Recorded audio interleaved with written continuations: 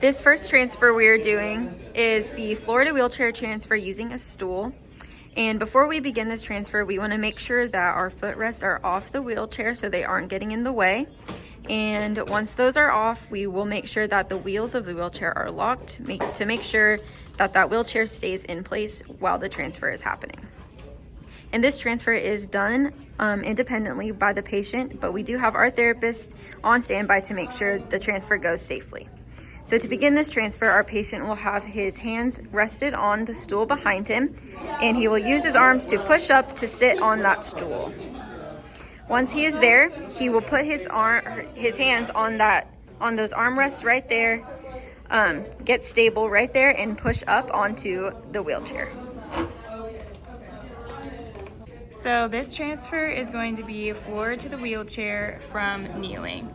So first, he's going to start into a kneeling position, and then with one arm he's going to internally rotate and grab the armrest, and then the other one is going to go on the other armrest or down, either way. And then he's going to use his upper body strength to rotate and put himself into the chair. Okay, this next transfer is the floor to wheelchair transfer. We're going to have our patient sitting on the mat, and his right hand or his dominant hand will be up on the wheelchair. And if he is able, he will put the other one as well on top. If not, he can be on the mat. We'll have our therapist guide him as he pushes up onto the wheelchair.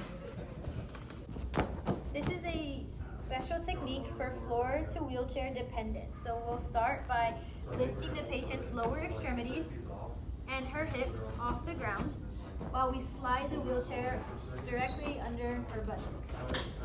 From here, the therapist will grab her thigh and the gait belt and slide her into the chair together. And then in this direction, we'll have two therapists supporting her neck and back as the other pulls the wheelchair down. So on the count of three, we'll go ahead and work together and do that. 1, 2, 3. Okay.